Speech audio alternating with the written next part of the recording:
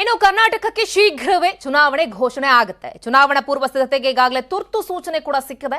ಮುಖ್ಯ ಚುನಾವಣಾಧಿಕಾರಿ ಕಚೇರಿಯಿಂದ ಒಂದು ಪತ್ರ ಕೂಡ ಸಿಕ್ಕಿದೆ. ಸೊ ಇಷ್ಟು ದಿನ ಯಾವಾಗ ಎಲೆಕ್ಷನ್ ಡೇಟ್ ಅನೌನ್ಸ್ ಆಗುತ್ತಾ ಏನ್ ಕಥೆ ಅಂತ ಕೇಳ್ತಾ ಇದ್ದಂತವರಿಗೆ ಸೊ ಅದು ಇಮಿಡಿಯೇಟ್ ಆಗಿ ಗೊತ್ತಾಗುತ್ತೆ. ಯಾಕಂದ್ರೆ ಚುನಾವಣಾ ಪೂರ್ವ ಸಿದ್ಧತೆಗೆ ಈಗಾಗಲೇ ತುರ್ತು ಸೂಚನೆಯನ್ನ ಕೊಟ್ಟಿರೋದ್ರಿಂದ ಮುಖ್ಯ ಚುನಾವಣಾಧಿಕಾರಿಗಳ ಕಚೇರಿಯಿಂದಲೇ ಈ ಪತ್ರ ಬಂದಿರೋದ್ರಿಂದ ಸೊ ಎಲ್ಲವೂ ಕೂಡ ಈಗಾಗಲೇ ಎಲ್ಲ ತಯಾರಿಗಳು ಕೂಡ ಈಗಾಗಲೇ ಆಗ್ತಾ ಇದೆ.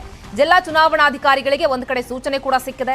ಯಾವುದೇ ಕ್ಷಣದಲ್ಲಿ ಬೇಕಾದರೂ ಚುನಾವಣೆಯ ದಿನಾಂಕ ಘೋಷಣೆ ಆಗಬಹುದು.